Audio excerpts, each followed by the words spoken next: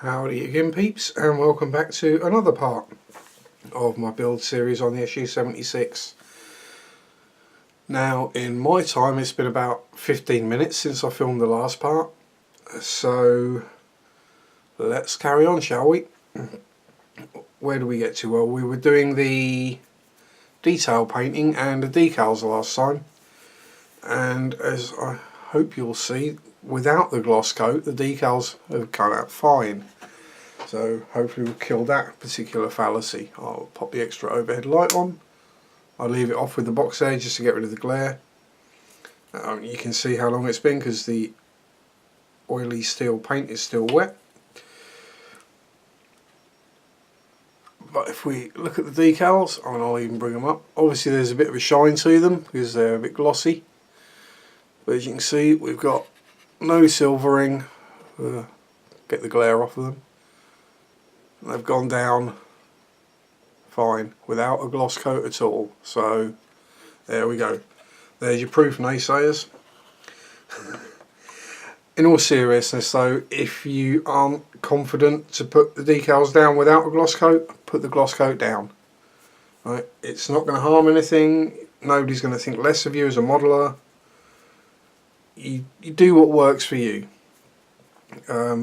So for example, generally on a plane, if it's got lots of decals, I will still do a gloss coat beforehand. On the SU77 Burka, because it hasn't got many, I didn't bother. And I did get a bit of silvering, but we soon fixed that with judicious use of solver set and a sharp knife. Which I suppose I should probably show what to do if you do get silvering. Basically what we do is we get our decal, get our nice sharp knife, and just literally multiple stabs all around the area where it's silvered. Then apply some of your stronger decal setting solution. In my case I'd use solver set.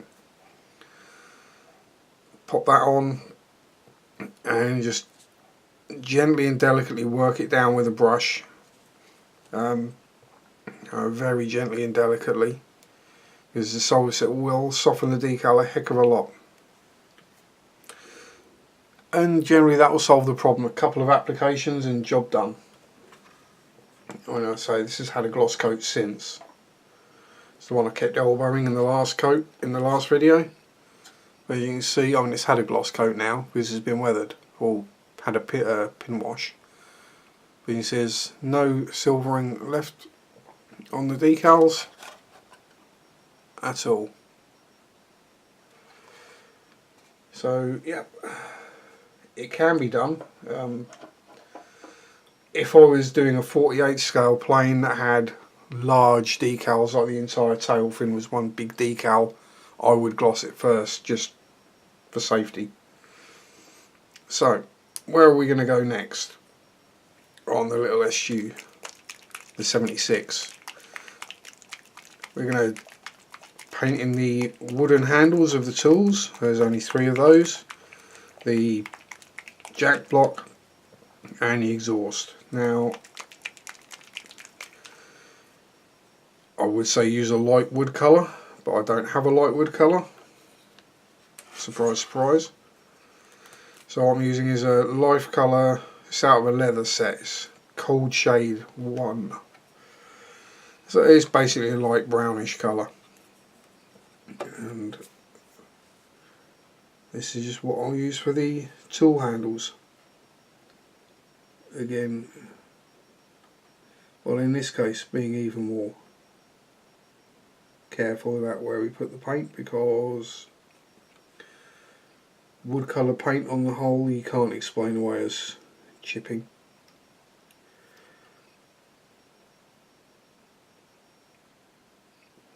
And with this being a much thinner paint, it will need 2 coats, so I will probably do the second coat off cam.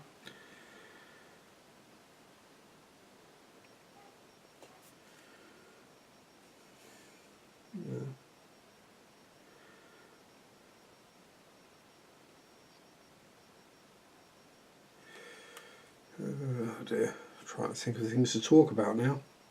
I think I used up most of my rambling and waffling in the previous video. Oh, what's been going on in the hobby lately? There has been a bit of a hoo-ha about primer colours of late. I don't really want to bring it back up because it's all done and dealt with. Suffice to say, you don't need to use white to back brighter colours. It will help them pop, and you may be able to get away with fewer coats of the top colour. Again, that depends on the paints you're using, how thick you put them on, what kind of colour or effect you're looking for afterwards.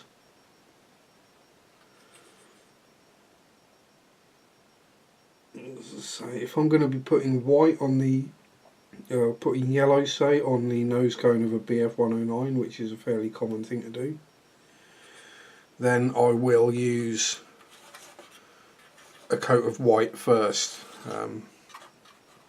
just to make life easier really. However, that's not to say it's completely necessary. It's just personal choice, and mainly because the yellow paint I use would be a Model Air yellow, which is a very transparent kind of paint. Yeah, transparent, translucent. Doesn't cover very well. There you go, that's the easier way of putting it. But again, so that's just personal choice. It doesn't mean you have to.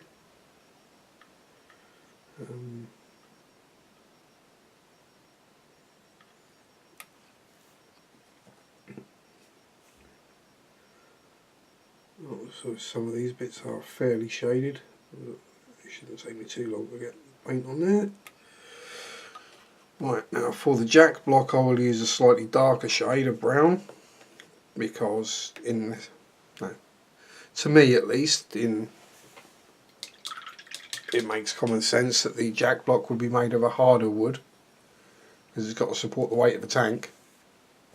And in my general guesstimation, oh excuse me, hardwoods tend to be a darker colour than softwoods. Yes, I know technically things like, well, balsa wood is a hardwood technically, although it's one of those weird things. But also just see, all the wood isn't the same colour on the vehicle.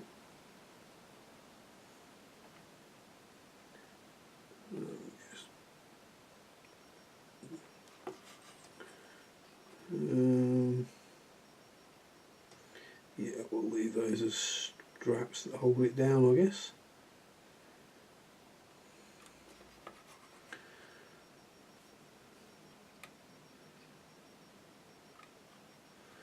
There we go. Give it a little extra. I know the paint's not dry, but it's wood, so a few little brush marks will just look like wood grain, maybe, with a bit of luck. Now for the exhaust. Now these tend to get all rusted to hell, so what I will use as part of it's more of a long-term kind of weathering effect, is I just use a whole red on the exhaust for now, just to get a dark rust tone on it to start with. And then as we add pigments etc later, we'll add lighter colours, and it shouldn't end up looking just like a big orange blob on the side of the tank.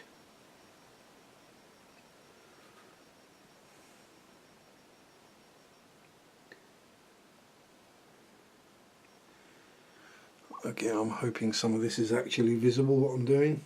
It may not be, in which case I apologise.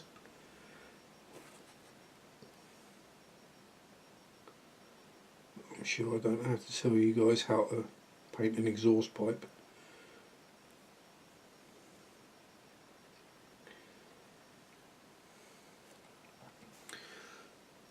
Actually, that is an interesting point. I'm guessing it's probably the same people who are watching these build series videos.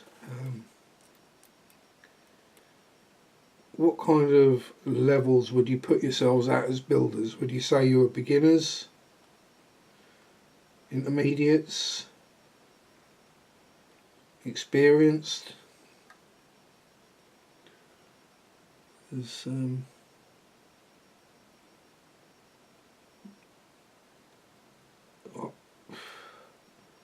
I wouldn't know how to class myself. Well, I've only been doing it a couple of years, but you know, it's, you know, I regularly look at models other people have built and I'm just absolutely blown away by them.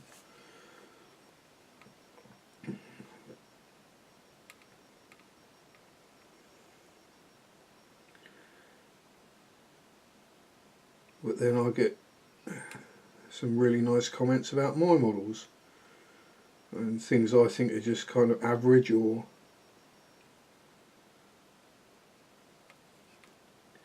passable, or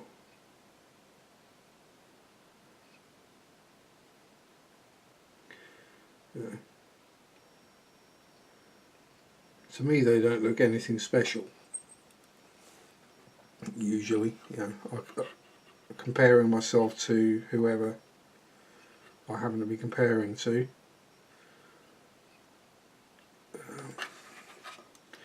It's one of those tricky ones because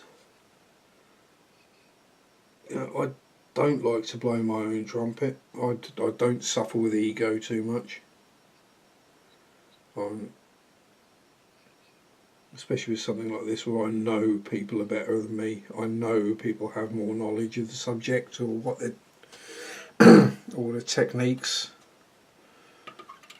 So it pays to be humble, I find. Learn whatever you can from whoever you can, and then don't be afraid to pay it back. You know? Someone with a great deal more experience, there might be something you've figured out or picked up along the way that they don't know. Right, so I believe we are about there. We can give the lighter wood another coat. And then I will just look around the whole vehicle and check I haven't missed any details that need to be painted. Don't think I have. There isn't exactly a huge amount of extra details on one of these.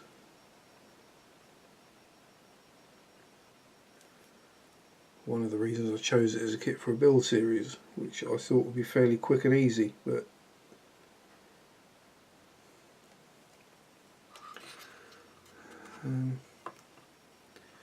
well, I suppose when you consider that I've filmed all bar possibly an hour, maybe 2 hours at most of the build, which is just things like putting together one set of tracks so I kind of knew what I was doing, priming, and that's about it I think. Painting the shells and the figures. So you're probably looking at maybe an extra, including the figures, maybe an extra 3 hours of work that I haven't filmed. So when you put it together it's not really that long of a build. It just feels like it to me because I've not done it all in one hop. And I would probably put something like this together, painted and weathered, maybe in a week, 2 weeks at most. But I've enjoyed it, so yeah, probably a week. And yeah, right. Now what I'm going to do is I'm going to get that out of the way. We'll just try not to slice my fingers or get paint all over my hands. And if we look around,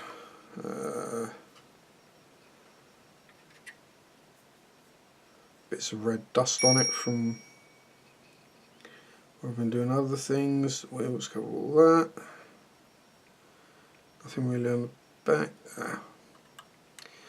Got the inside of the back door, which is the same as the inside of the fighting compartment with the quilting on the back. Now I've got to remember what colour I used. I believe it was the khaki brown, and I've got to find it now, which could be interesting. There we go. Went too far away. Yeah, it looks about right. So we're going to need that back for now.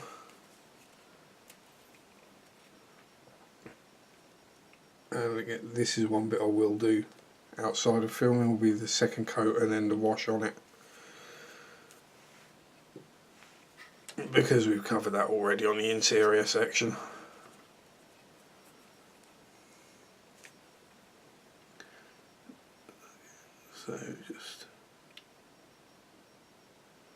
So it's one of these things that always pays to just have a little look around and see if you've missed anything, because sometimes you can without realising it.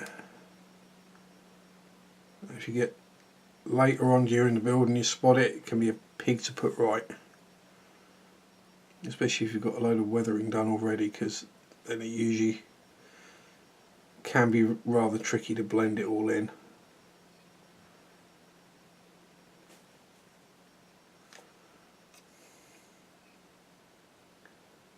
Again, it's one of those where it's good to take 5 minutes or 5 seconds or however long it takes to just check you haven't missed anything.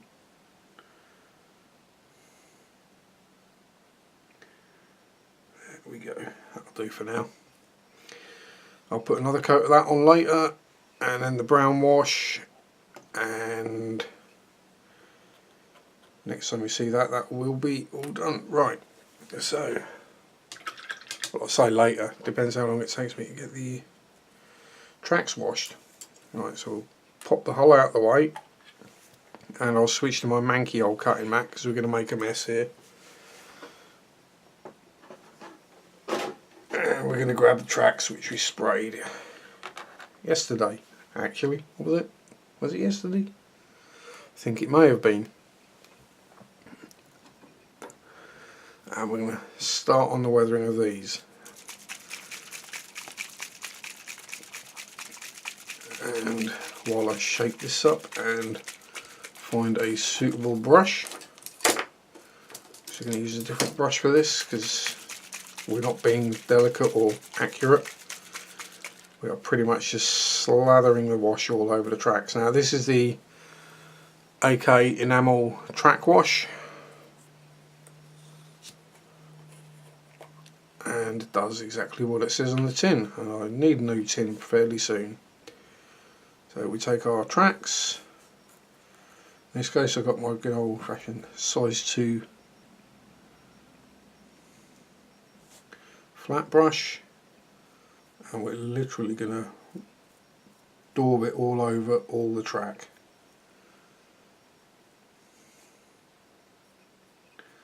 Try not to let it puddle up too badly. We don't need to do the complete bottom run because it's never going to be visible, so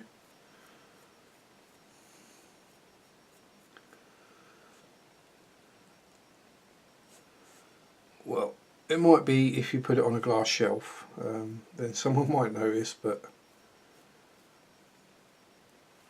generally with my models, once they're built they go onto a wooden shelf, or in the case of tanks it's normally a DVD shelf on top of all the DVDs, and they never get looked at again.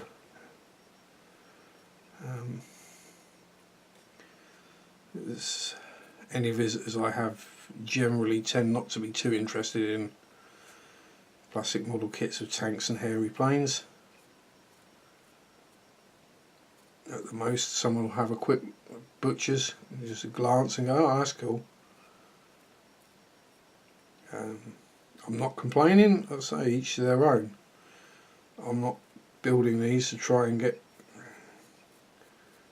wows off of friends or any other visitors. not that I tend to get too many.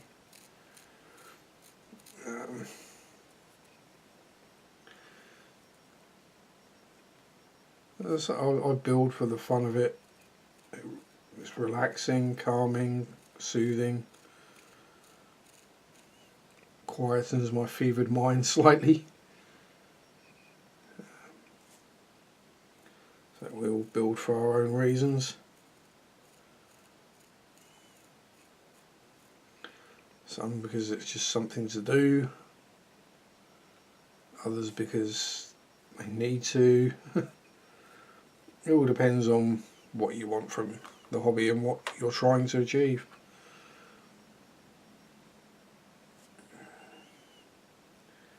If I didn't enjoy it, I wouldn't do it. The same goes for making these videos. If I didn't enjoy making them, I wouldn't make them. I know it's only a small channel and not many followers or subscribers or whatever, but that doesn't really bother me. As long as I can help someone and I enjoy doing it, and make the occasional wisecrack and get the occasional chuckle and get some comments back, that's what I want. I'm not interested in getting hundreds of thousands of subscribers and switching and making YouTubing my job. I say, you probably noticed I haven't even monetised the channel yet. I've had enough views to do so.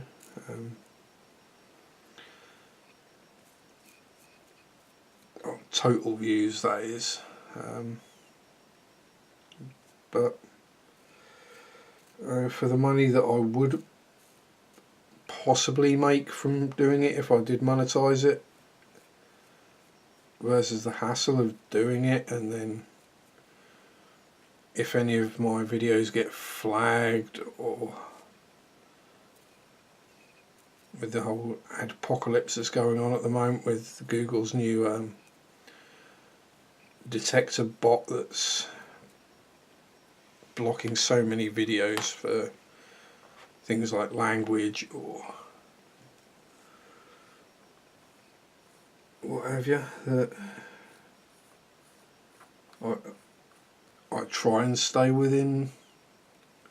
And I don't think I've ever said anything in a video that would cause anything to get flagged, or done anything. But it might, or all it might take is putting a decal of a swastika on an aircraft. You know, you could see that and say the video is unsuitable, blah blah blah.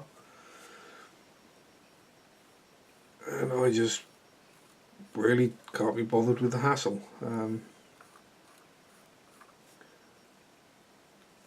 I'm not saying if I did end up with like thousands of subs and thousands of views on every video, then I might change my mind and I might do things differently.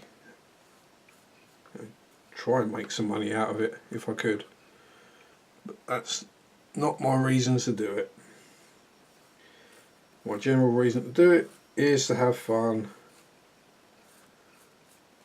I enjoy doing it. I like to think that at least some of the people who watch my videos enjoy watching them. Even if it's just to see how badly I can do things. How often I screw up. Burp, fart, sweat, whatever. Yeah, it's...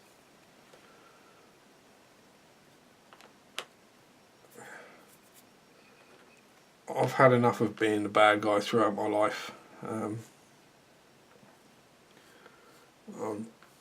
turned it all around. I'm now a good guy. Yay! But no, I say anyone who does know me knows, or who's known me for a period of time, will know that I've changed quite severely the last few years. All for the better. It took a while, but I got round to it.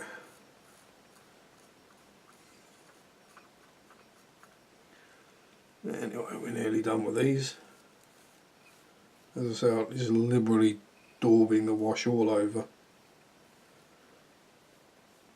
Not worried about subtlety or delicacy at the moment.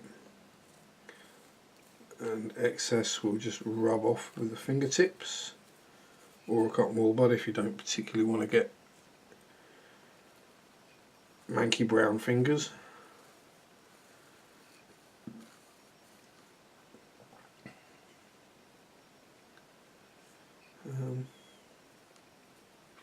I'm quite literally just handling these.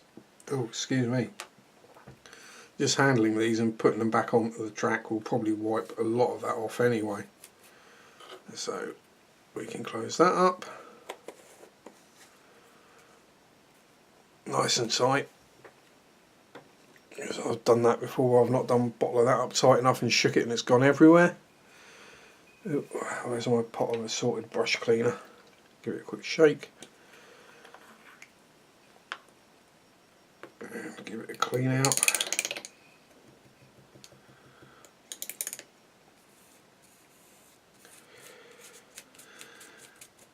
There we go. Right, what's next? Well, we are actually getting near the half-hour mark. Right, what can we do next? Well, there's not really a huge amount now. The wheels are all painted. Shells are done. Next up will be a gloss coat. Oh no, we can do the second coat on the khaki on the back, can't we? Well done for reminding me. So I'll pop the second coat of that on.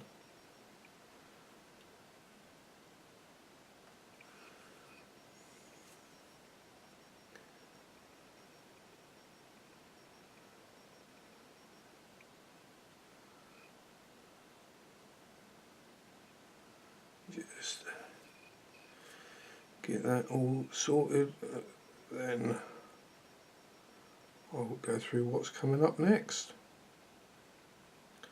Right, there we go. So I shall pop that roughly in the centre and zoom us in a bit so we can actually see what I've been up to this last half an hour. There we go, we're nearly there. Oh, let me just clean that brush out while I remember. So as we can see, we have all the detail work painted, Pioneer tools, all the random bits, the exhaust in the whole red, ready for the pigments, etc., or whatever we decide to do. Might do that with paint. And the tracks have their here's where I'm going to get filthy fingers again, never mind. Get them in shot and in focus might help. There we go. You can see the tracks have had the wash on them, so they look rather grimy, and once that dries up we'll be able to mess about with them a little. So next time we'll be, I'm thinking probably starting off with the pin wash. I will gloss it off camera because I'm talking to an empty. There we go, let's get it in shot. So yeah, I will gloss coat off camera once everything's dry, well, on this, and I may pick out a few of the smaller details on the gun, paint the interior in the breech block in silver, maybe a little bit of brass on some of the parts. There's nothing really spectacular to do on that, as most of it gets hidden once it's inside the vehicle. So once it's down in there and you've got 3 crew members around it, there's not a lot you can see. But I'll just titivate that slightly. Nothing spectacular. But yes, so gloss coat, and then we'll be pin washing. And from then on we're pretty much purely into the weathering. So enjoy your modelling, have fun, rock on, peace out, and bye bye.